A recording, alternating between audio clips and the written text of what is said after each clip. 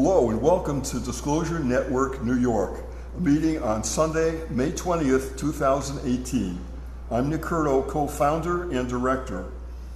dnny is a grassroots organization now celebrating our 17th year of providing 2 meetings a month throughout the year in Manhattan.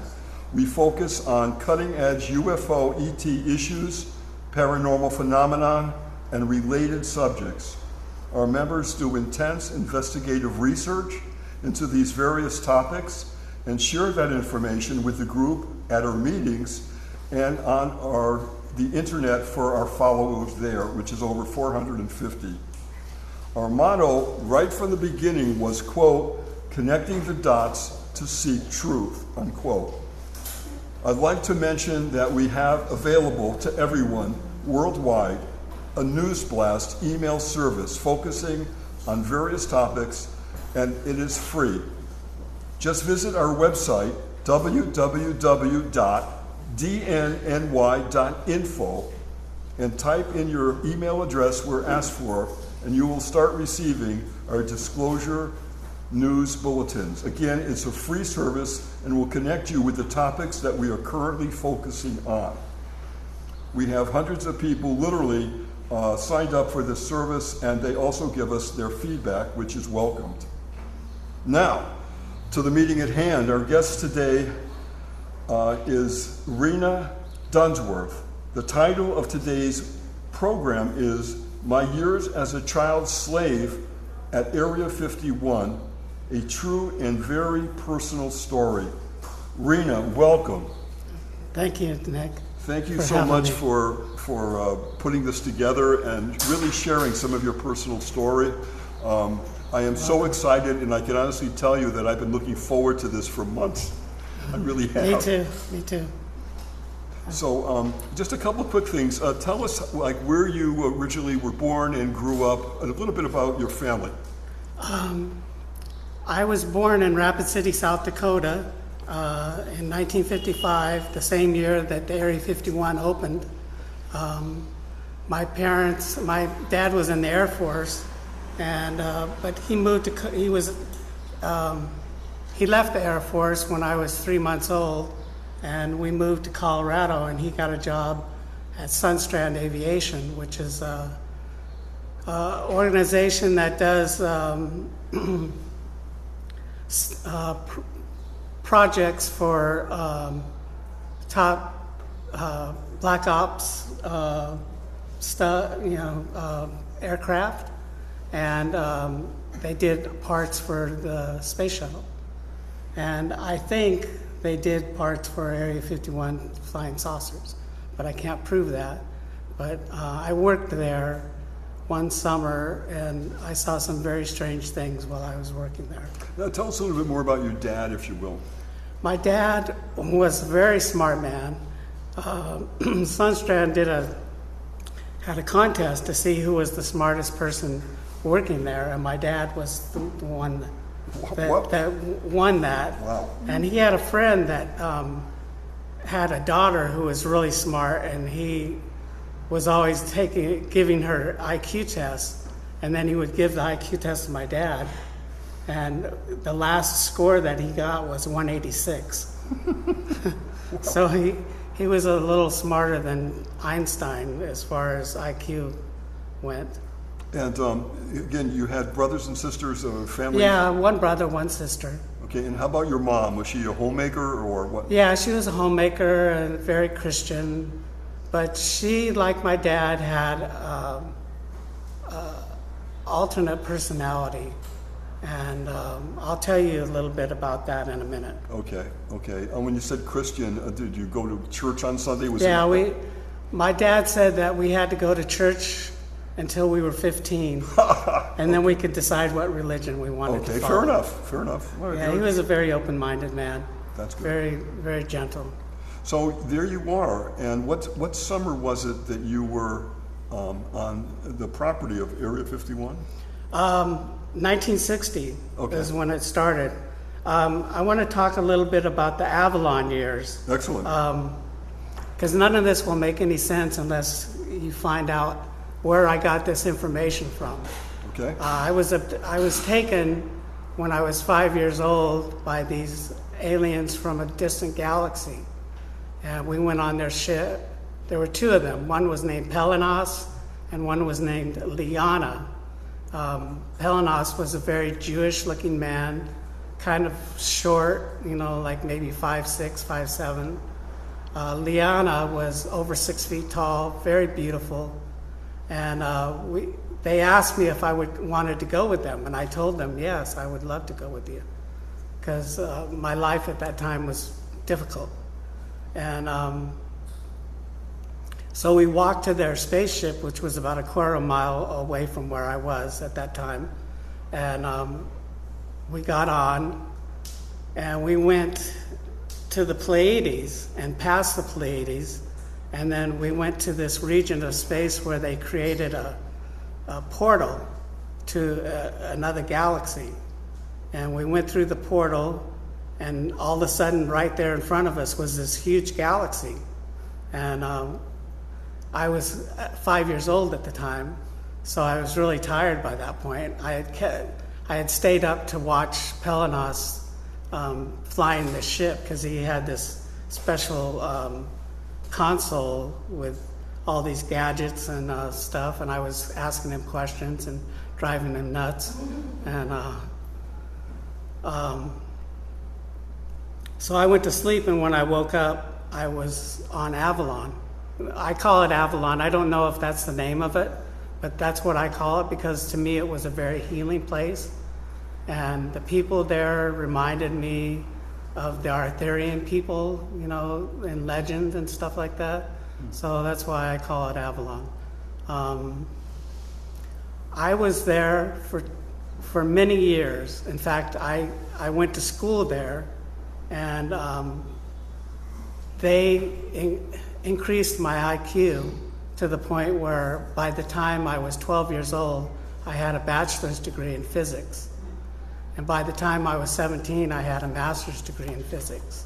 And that's when I stopped my schooling and started doing my own thing. And a few years after that, I felt a call to come back to Earth. And so they sent me back to Earth they put me in this capsule, and that they said certain rays would hit it and would reduce my age slowly because at that time I was 20 years old. It reduced my age back to 5 years old. So by the time I got to Earth in this capsule, I was 5 years old again. And they picked me up from the capsule and took me back and put me in my dad's arms. And we traveled on to South Dakota to see my grandparents. And so all the information that I gathered while I was at Avalon, they found out that I had gone there. I don't know how they found out that I had gone there, but they decided that they were going to tap that information. So when I was 5 years old, I was in kindergarten, and one day these men in suits came into our classroom and said that they were going to do an experiment with some of us, where they were going to hypnotize us and have us look at these plants and see if we could see the cells of the plants. And I got picked. I didn't volunteer. They picked me. And I remember the guy using the watch to hypnotize me, and I remember saying to myself, this isn't going to work. And the next thing I know, I'm out of body watching these two men tell me different stuff. And I'm going around to the classmates saying, what's going on here? And nobody could see me. Well, that's when they installed what I call neural inhibitors. While they were using some of the other classmates to do this experiment, they took me aside and were putting post-hypnotic suggestions into my mind.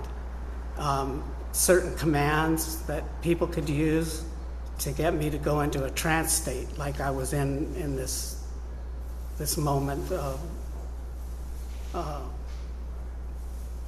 there at the, when they were hypnotizing me. And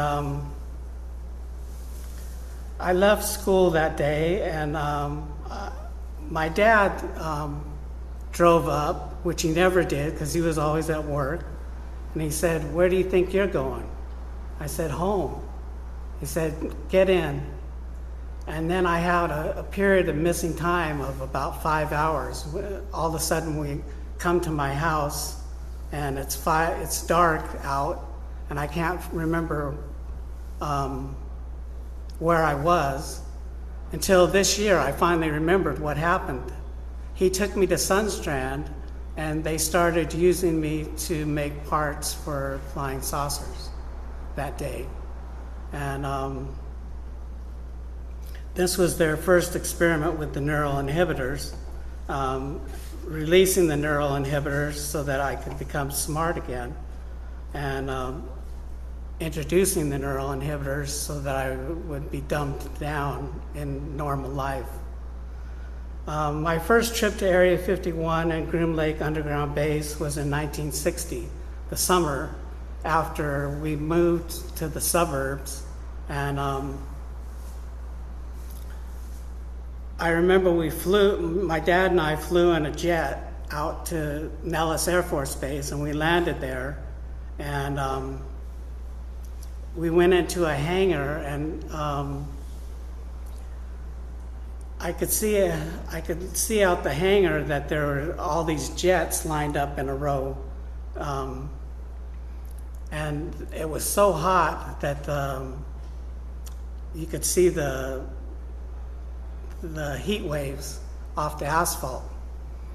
And he left me there for a while, and these two Air Force guys kind of intimidated me for a while and made me feel bad about myself and stuff like that. But then my dad came back, and those two guys drove us to Area 51, which is not that far from Nellis Air Force Base. And we went to a warehouse, and there's in the warehouse there was a elevator that went down one level, and we went in the elevator and we went down one level, and there's a guardhouse there, and if you don't have the right papers, they shoot you on the spot. They don't mess around at all. They just shoot you on the spot. So my dad showed his papers, and we walked over to this area where they had golf carts that came every 10 minutes or so, and the golf carts would take you down underneath Groom Lake to a secret base that I don't think anybody knows about. This base to this day. There's a lab underground there. It's a huge lab right in the side of this rock, and there's another guard station there, and the guards there are not quite human. They look like men with Ronald Reagan masks on. But that's their face. That's what their face looks like. And they wear these orange suits that have an insignia of a triangle with an atom inside the triangle. And supposedly that means that they're going to do their science through particle physics alone, no waveform physics. So that's what they were always trying to get me to do, things through particle physics.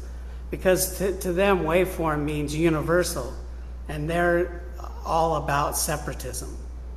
They want to separate everything out so that there is no concept of God or a universal spirit or anything like that. Well, we got into the lab finally, and the lab is huge, and there's no light bulbs in this lab, but there's this intense, almost LED-like light everywhere, and they took me to my lab, and they said, "This is going to be your lab where you work," and it had a lot of specialized equipment in it, and I used this lab to work on 3 different types of flying saucers, and I'll describe them, but I have drawings, and you can pass these drawings around to everybody. And it's upside down, Betty. There you go. One of them was a faster than light speed ship that we used to go to the Pleiades in a matter of hours. And it uses scalar energy. And it has these 3 spheres underneath that are scalar spheres. And then it has in between those scalar spheres is a mercurial lens that is used for anti-gravity. And the scalar spheres create the propulsion.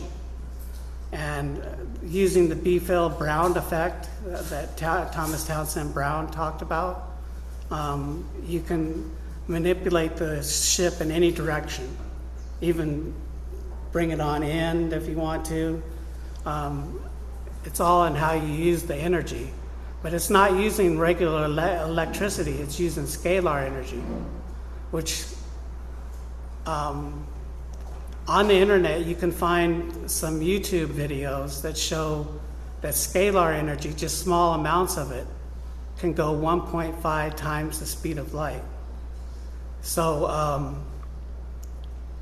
the more scalar energy you use, the faster you can go. You can go up to 1,000 or 2,000 times the speed of light using scalar energy. Well, what produced the scalar energy was a pulse motor using scalar pulse energy. And I don't know exactly, I've forgotten how I made this scalar pulse motor, and everybody seems to want to know how to make it, you know, and I don't know. I don't remember. I wish I did. I'm trying to remove the neural inhibitors so that I get my brain back, because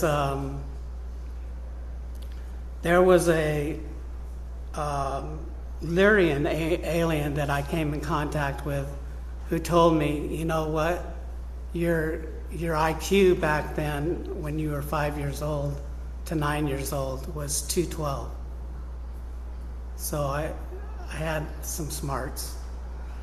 I still have some smarts, but I'm kind of dumbed down from what I used to be.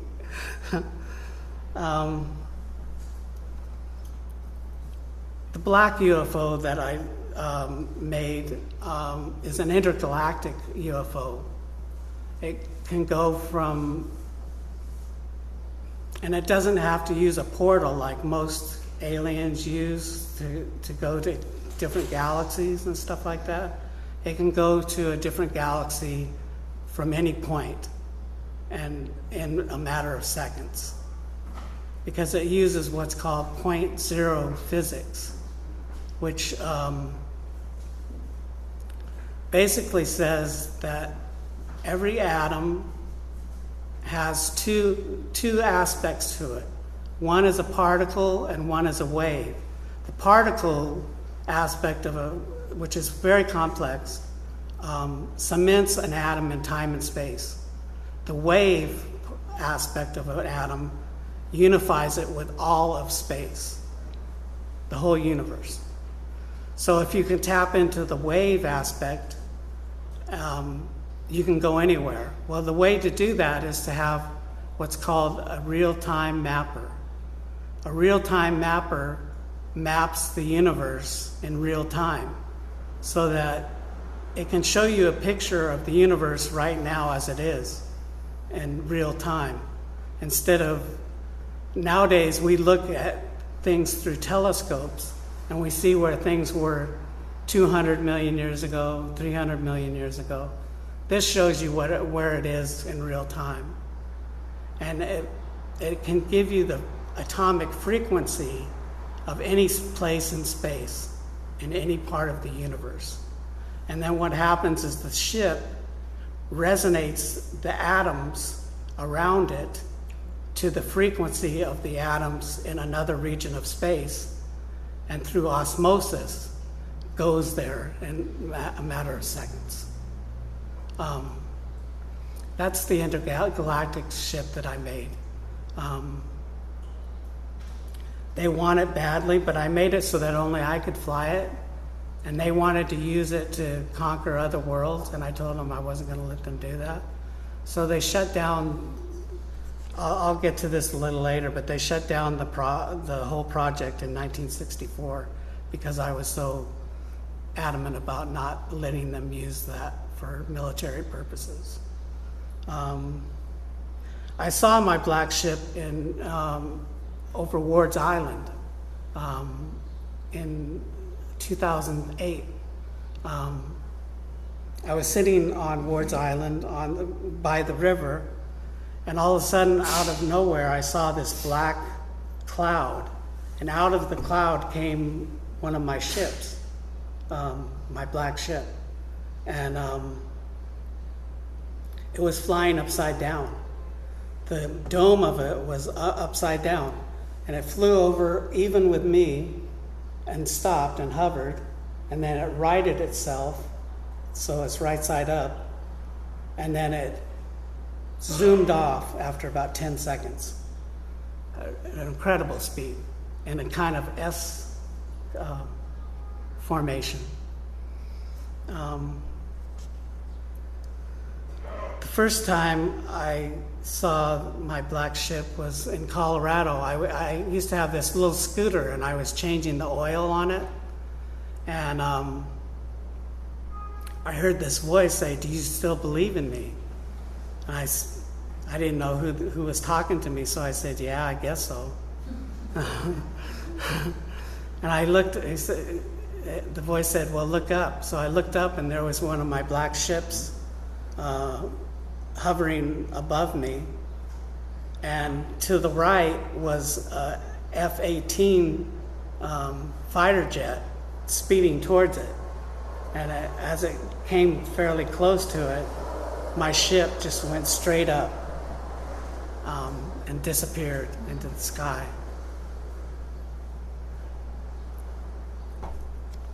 So the thing about this ship is that it has AI. It thinks for itself. It can fly itself.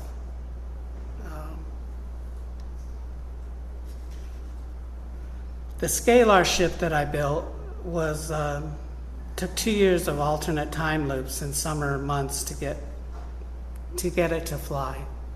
We had a lot of problems with it at first, but after 2 years we got it to fly, and we took a trip to the Pleiades, and we got there really quickly.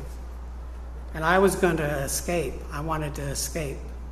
My dad was on the ship, and a bunch of people, a bunch of soldiers were on the ship. And I was going to take them hostage. But my dad figured out what I was doing and made me go back to Area 51.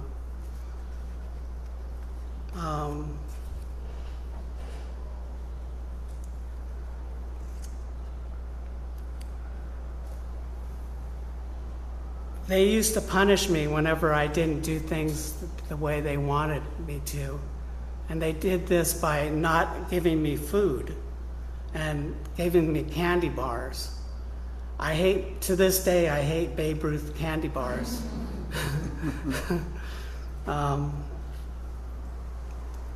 But while I was working at Area 51, there was a cafeteria that we used to eat at every day at lunchtime. And this German scientist came and made friends with me. And he told me that he worked on the Nazi Bell during World War II, and that they commandeered him at the end of World War II before he could get away to Antarctica with the rest of the scientists. And he wanted to work with me on developing an android that would help my ship, help fly my ship. So we worked at night. He would come and sneak into where I was sleeping and take me to the computer room. And they had these big computers. They were like personal computers, but they looked like a video game, like at the arcade. And we did the programming of this little 19-inch android, which I called Andy, as an android. And we built him over 3 years and hid him in the black ship. And he stayed there until the 2000s, and then they it and the ship mysteriously escaped from Area 51, where they were at, way underground. And I guess I had told my ship never come to see me until I leave my family, until I'm no longer involved with them. And so when I stopped being involved with my family, that's when I started seeing this ship. And I would see it sometimes in the morning before I went to work, acting like a car, flying along the ground at about 3 feet off the ground in front of me. And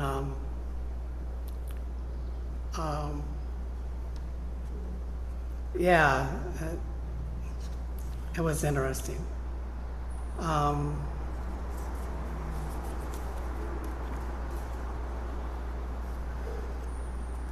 This German scientist was a very fearless man, and he made me fearless too.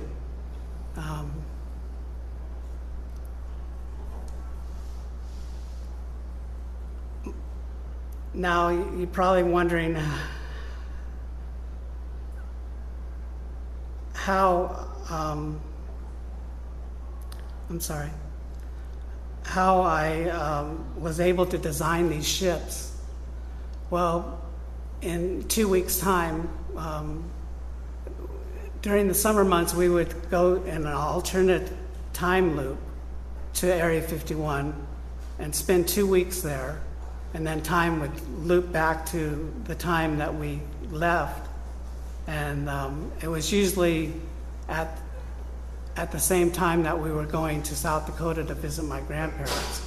We timed my dad timed these trips to Area 51 around that. And but in the off season, we would work on these ships, the designs for them, at night at home, and he would use the command to put me in a trance state, and then we would sit in my bedroom and do the designs for these ships that I was working on.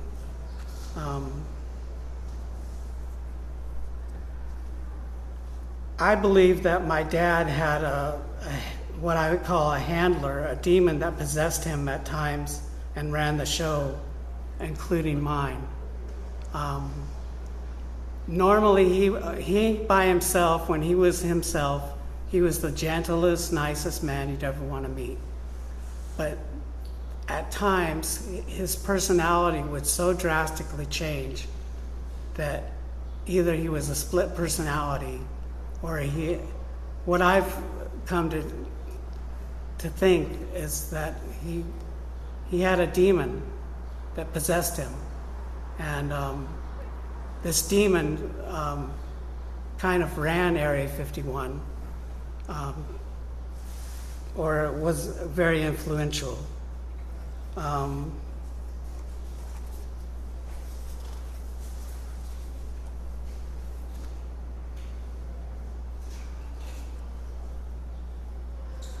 Now, there were many gray aliens that worked at the Groom Lake Underground Base, and many were working on mind control and subliminals. They were working to be able to try and control human beings. And I saw them a lot while I was there. And sometimes they would be in the hangars, and they would... They had these little flying saucers that they would take sometimes to go out and hunt for human beings to eat. And they don't have mouths that go down into their esophagus and down into their stomach. The way they nourish themselves is they have this machine that they put the human being in that dissolves the cellular membrane. And so you turn into, and you're alive while this is happening. They turn you into like a goop soup. And they take that stuff and they rub it on their arms and all over their bodies. And when they would come back, they would have this oily substance all over their bodies. And they would smell really bad. And these were the tans. These weren't actually the grays that did this. The tans look a lot like the grays. They have the big almond eyes, but they don't have the big, huge head in the back. They have, they're 4 feet tall instead of 3 feet tall. They have little scales, like a lizard almost. So I have a feeling they're part reptilian, part gray. Is what I think. And both the grays and the tans were there a lot.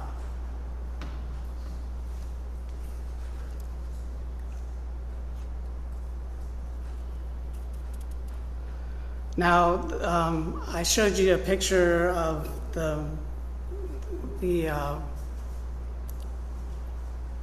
transport ship that I worked on that held over 1,000 people on it.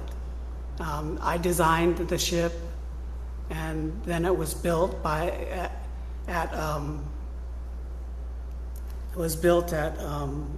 Dead Horse Canyon, where they make a lot of flying saucers up there. Mostly transports, because they're interested in having ships that will carry up to 1,000 soldiers. And my feeling is that they're not going to use this on us. They're going to use this when and if ever there is a war between aliens and human beings. That's just my thought on it. I don't know if that's true or not.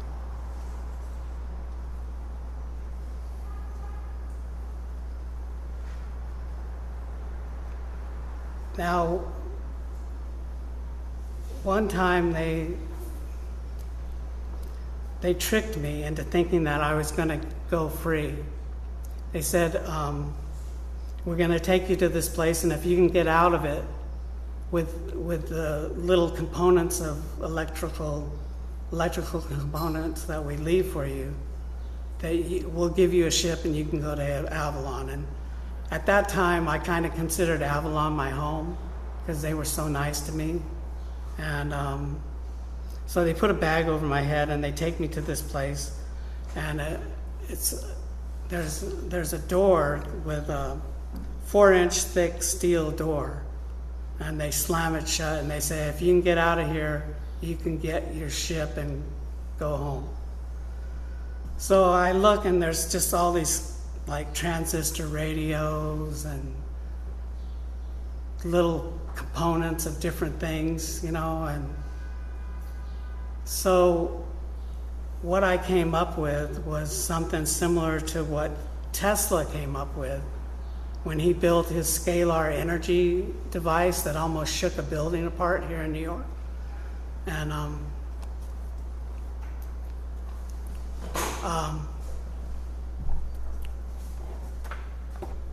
yeah, he made a device like that that almost shook a building apart, and he had to use a sledgehammer on it to get it to stop because the building was starting to crumble. And so what I did is I made a small scalar energy device that basically, there was a window in this room that had a 9-inch thick piece of glass, so you could see. I don't know what kind of experiments they were doing in there, but it had a 9-inch thick piece of glass. It looked like a porthole for a ship. And then it had this 4-inch steel door. And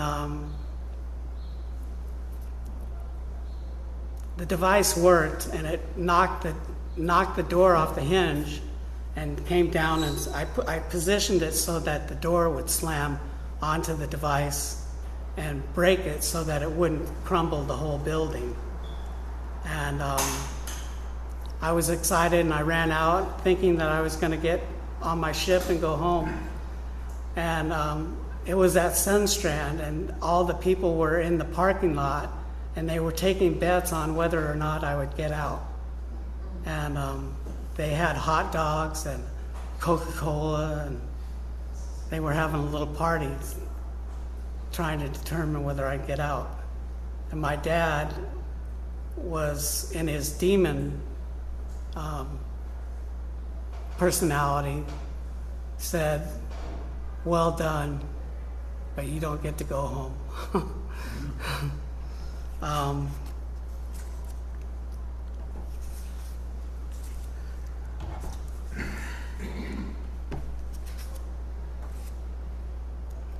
Now I'll get to the difference between Groom Lake Underground Base, S4, and Dreamland, Dead Horse Canyon. Area 51 is where they do black ops, military planes, but they also have 4 hangars that they work on flying saucers on. And that's where I worked on the scalar energy flying saucer, was in one of those hangars. Groom Lake Underground Base is way under Groom Lake. It's totally top secret, and I don't think anybody to this day knows about it. But I don't think they use it anymore since they got S4 running. S4 is what the base, part of the base that Bob Lazar talked about. Now, Dreamland, I think, includes Area 51, the Black Ops base, and Dead Horse Canyon, where they design and test transport ships.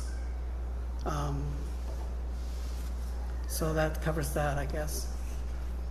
In 1964, I refused to give them access to any of the ships, including and especially the intergalactic ship.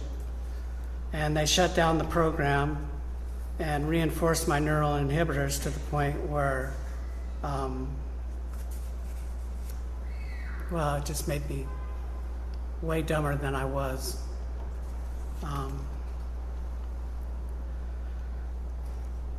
I began to remember Area 51 because of the help of a man named Homer, who was a remote viewer for the military. And he opened up a memory in me of standing with my dad waiting for the golf cart to take me down to Groom Lake Base. And from there, I started remembering more and more and more every year. And I'm still to this day remembering more and more.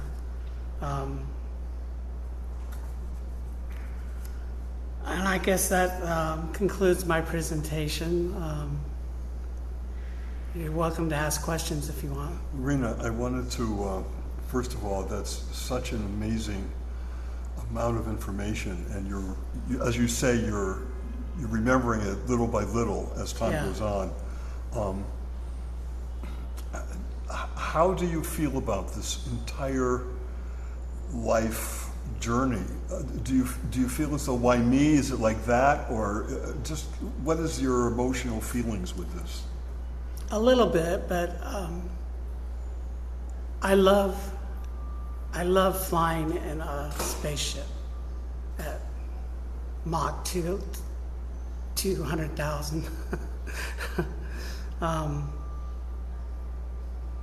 Yeah, I used to have a T-shirt that said saucer pilot and had a flying saucer above it. Okay. I love that aspect of it. I wish I could do it again. There's something about going 50 miles in 2 seconds, you know, that seeing the Earth just zoom on by, it's quite exhilarating. Are there people from your past that you would like to reconnect with, and have you made any efforts? The German scientist, but I'm sure he's dead by now. But I wish at some point in the future, maybe in the afterlife, I meet up with him again, because he was such an amazing man. Is there anyone else that you feel as though if given the opportunity, you would like to connect with? Not from Area 51. Those people were so mean to me. They intimidated me nonstop. They treated me as if I was stupid. The intimidation was, why would they even do that when they wanted your cooperation? They were told to. They were told to do it. Because that's the way the demon thought he would make a breakthrough with me. That was his way. That was his way. Okay. Wow. Also, in the title of your program, you mentioned the word sex slave, and I have to go there.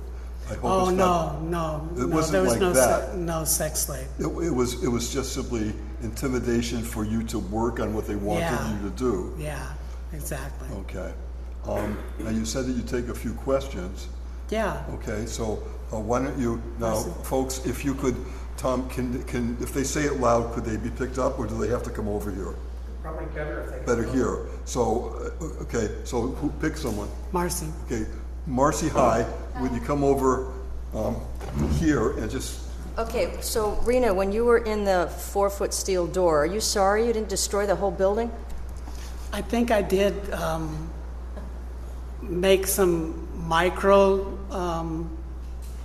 cracks in the building, but yeah. Well, it would have killed me if I would have destroyed the whole building, so no, I guess not. That was taking a real chance, too. Yeah. You were hoping it would work, but who knows? Yeah, So exactly. that must have been... I was desperate to get out of there. Oh, it sounds it. Yeah. It sounds it. Okay, you want to pick Naomi? someone? And then you. Naomi, hi. Hi. Come closer, please. Okay. Just say it right up here. Oh, okay. So Rena, were you considered a prodigy, sort of? And you were, because you made these starships. Now, were there any legalities involved? You were a child. Did you go to regular school? I mean, Yes, how was I went that to figured regular out? school. I went to You regular did? school. Oh, and you had the time for that while you were making these sensational Well, starships? it was in the summertime, and it was during vacation time that we worked on these ships at Area 51. Oh, in the summertime, I get it. Yeah. One more question. Now, you struck a nerve when you mentioned the black UFO. Mm-hmm. I had an experience with that in my neighborhood, and I yeah. put it in my book. Now, you said they're operated by AI, Yeah. and they can go any place in the universe. Yeah, So they're still out there, are they not? yes. Did you build some of those? I built one, but then Andy built an android that he called Neeks, which was a 4-foot android. And Neeks and Andy built together on a planet that's uninhabited. They built 100 ships, and each ship has 2 androids. So there's 100 ships out there somewhere in space. I saw one. I put it in my book. Oh, okay. Okay, we have someone else. Hi, just say your name, please, and Hi, Rena. It's Sharon. Hi, I'm Sharon. sorry about your experience. I feel like you got robbed in childhood, and Yeah. my heart bleeds for you. Just to try to put a positive spin on it, I would love to know your experiences in Avalon, and when you're in the Pleiades, like the beings that you've met and what the planet looked like, and Well, I'm just very intrigued by that. And I'd love anything you could share on the topic. okay. Avalon is a beautiful world, and they don't have a population problem like we do. Most of their cities they have a few cities of a few million people, but most of their cities are around 100,000. Many of them are college towns. The town that I lived in while I was there was a college town, and I went to school there and learned amazing things. So what do the beings look like? They look like us. They're very human. Some of them are very tall. Some of them are more our size. They have many that are white, but they also have black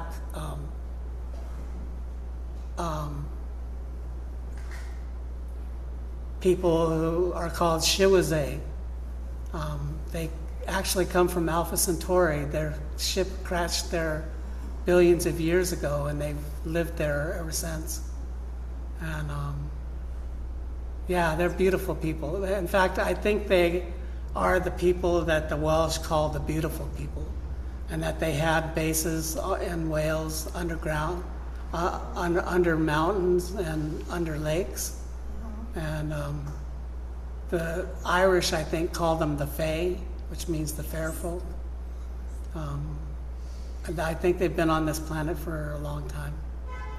Do they speak or do they use telepathy? No, they speak. They do speak. They can use telepathy, but they speak whenever you're close to them. Well, thank you. Sure. okay, we have Jim coming up here. Jim, hi, what's your question? Hey, thank you. So, Come closer. when the story you're telling us today, how old are you when that ends? And can you- 9. 9. And can you fill in the blanks of what happened between 9 and now? Yes. Well, a lot of abductions by grays and by tans. I think I was taken back to Area 51 in my teens, but it was for a different reason. It wasn't to work on the ships. It was to learn some other things. I don't really remember what I learned, but I think they did take me back there when I was like 17, 18 years old for a couple summers. You know, short periods like the ones when I was a child. When you have these periods of aha, I remember that now.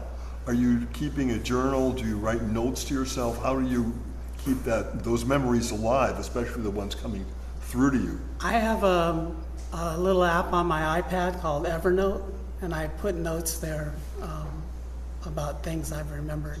And that's still very much coming Yeah, through to this still- right now, Still coming, still going on. still going on.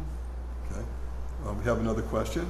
Hal, come on right up close. Hi, 2 quick questions. You said that with the ships you worked on, they took you back to the Pleiades, and I was wondering, were you able to see Avalon again, or did they try to help you at all? No, I was trying to get to Avalon, but my dad, in the form of, with the demon possessing him, stopped me. He figured out what I was doing. He said, if you don't go back now, I'm going to throw these people out the ship. And the other thing, just because it sounded so funny, did you ever find out why they wore Ronald Reagan faces? No, I don't know.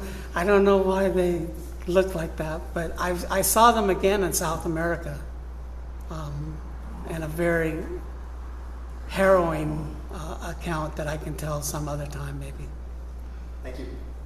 Rena, you're talking about this demon person and this demon being, and that's running Yeah. everything. It's a male, is that right? Yeah.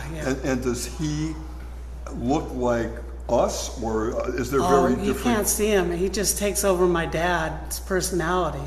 Ah, And you can tell because my dad is a gentle person. He's soft-spoken, and he becomes a totally different personality. Loud, completely reversed.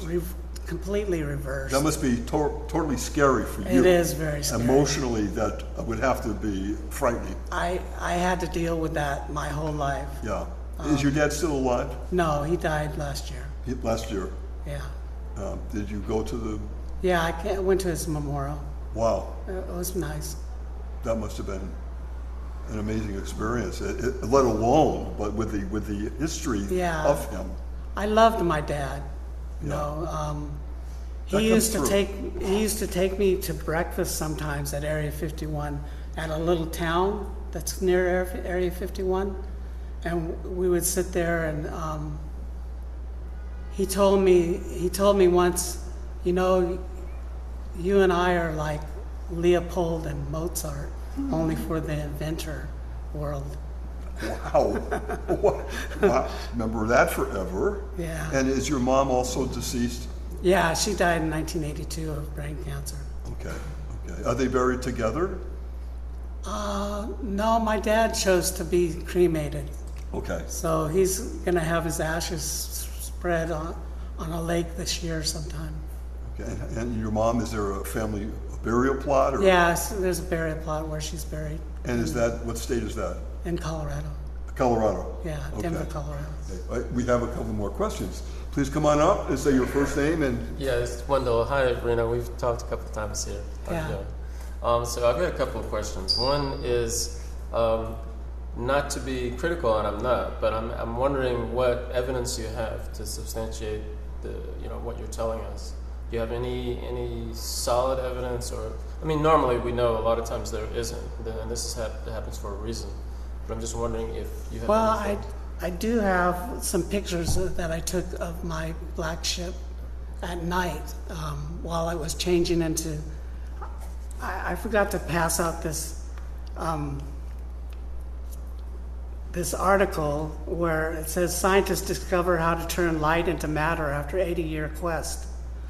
And in the picture, my ship changes from matter into light. And I have those pictures. I can probably show you them to you after the maybe we could put presentation. them at some point online. Yeah. With this interview.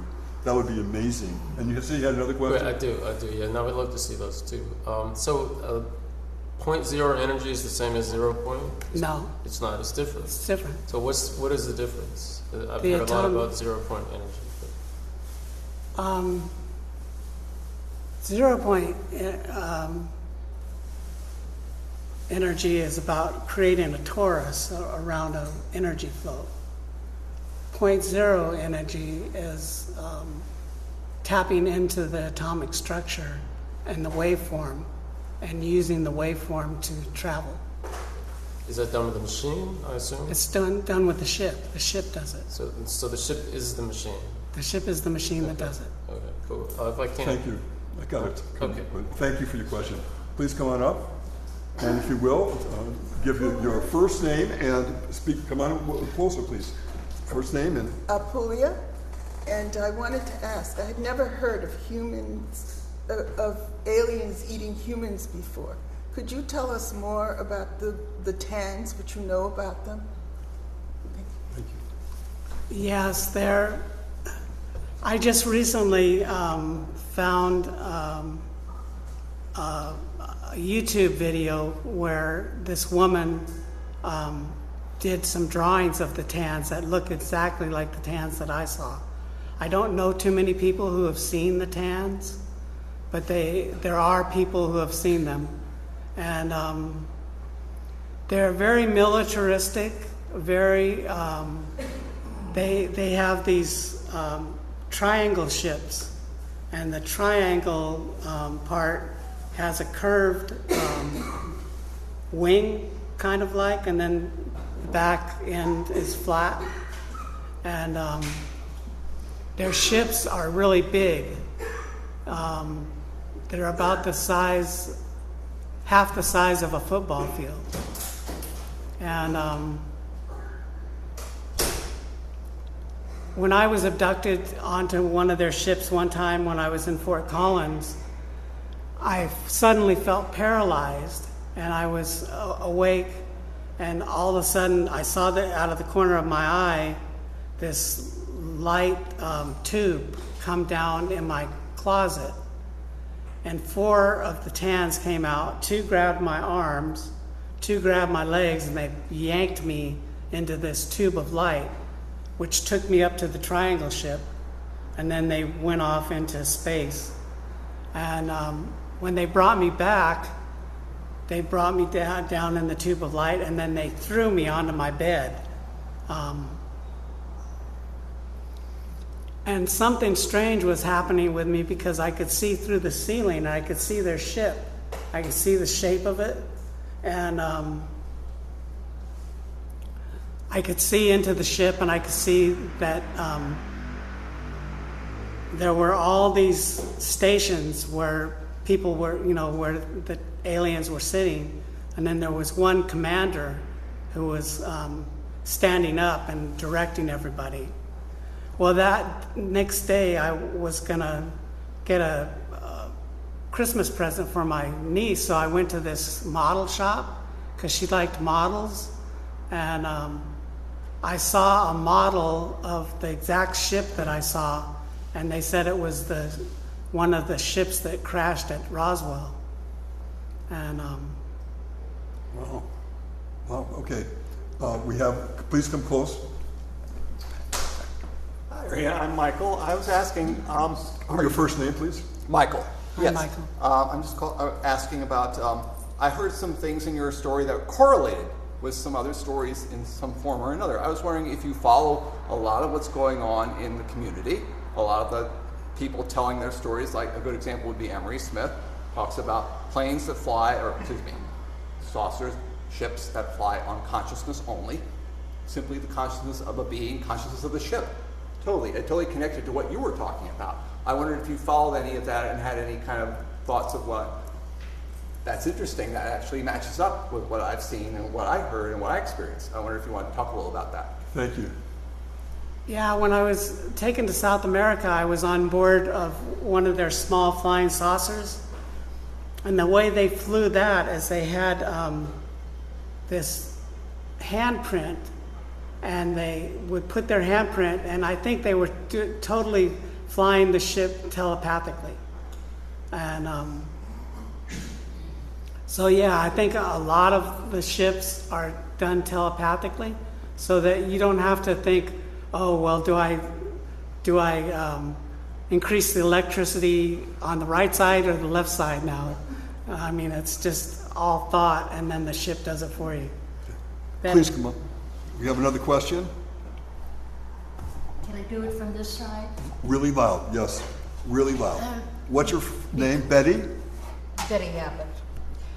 Because of all the negativity around our Earth, due to the wars and the bloodshed and the corruption and the criminality, I wonder if some of our frequencies that are so negative affected Avalon. And if it did, surely some parts of the universe are surely affected by our negativity. Did Avalon have any counter frequency to quell that negativity? Positive thought. I see.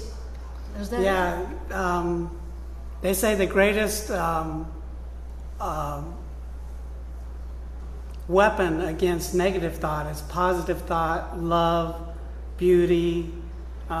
They instill these things in their children from an early age, and they use every power they can to increase their They find IQ. that most powerful.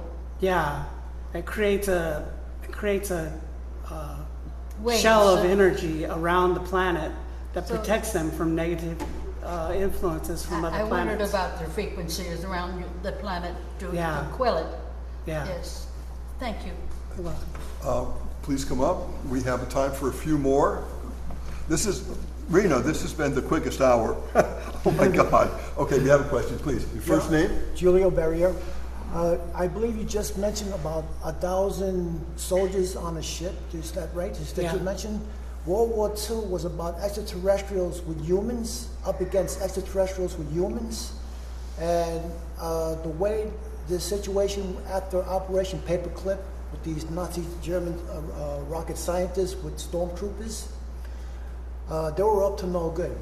And I believe it's like a global situation with them that they're liable to try this World War III situation. So I believe, do you have any idea of these soldiers that you mentioned on the ship? Anything That's another possibility I haven't thought of. They may actually be preparing for war with Germany again, with the Germany that went to Antarctica. I think they're still there. I think they're very active. I think they've made advancements in their ships. I think some of the ships that you see are nowadays are German ships. So yeah, it's entirely possible that America wants to have transport ships that they can take. Like if you have a transport ship that carries 1,000 people, you only need about 20 ships to take 20,000 people down to the South Pole. And Yeah. Do you feel as though there's an major announcement about Antarctica coming up? It just seems like there's little tidbits in the news that they're releasing. Do you feel that at all? my contacts have told me that by 2020 something big should happen Okay. Yeah. along those lines. I've heard that number 2020 used also on other areas, so that, My feeling might be that they want to get Trump out of office first. okay. Do we have one more? Tom, please, come on up. Hello, my name is Tom, and my question is, the very first ship on the cards that you passed around for us with the little pods on the bottom, to me it looks exactly like some of the photographs that Billy Meyer took, and I wonder if you have anything you can tell us about anything relating to what you know about and Billy Meyer. Thank you, Tom. Yes, I think the Pleiadian ships use mercurial lenses. That if you look at the bottom of their ships, they have this round part right in the middle. That's a mercurial lens. It spins mercury and heavy water at tremendous speeds, and it creates an anti-gravity field. Now, if you look at the Billy Meyer ships, they have these condensers along the edge of the saucer part of the ship. That's used for propulsion. I think that's what they use for propulsion, to create electricity. I don't know if they're scalar. I didn't notice any scalar spheres in their ships, but I do. George Adamski, his ships have scalar spheres underneath. Some of the ships that were taken pictures of in the 1950s, after Thomas Tansen Brown, his ship had those scalar spheres underneath them. Some of the ships that were taken pictures of in the 1950s in South America had those also. Terrific. Rena, this has again been the quickest hour, I think, for me and for everybody in the room. First of all, I just want to say, would you be willing to do a part 2 a little bit later in the summer? Sure. Because I think we've scratched the surface of what is there. There's a lot there, and it's fascinating. And for you to be sharing this with us, it's just so appreciative. And people in the room, would you give Rena bravo?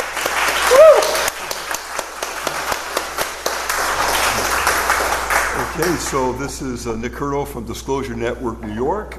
Thank you very much for listening to our program, and there'll be more coming up. Take care. Bye-bye. We did it, guys. Woo! Second, just shake it out. Please, just shake it out. If we got a little more time.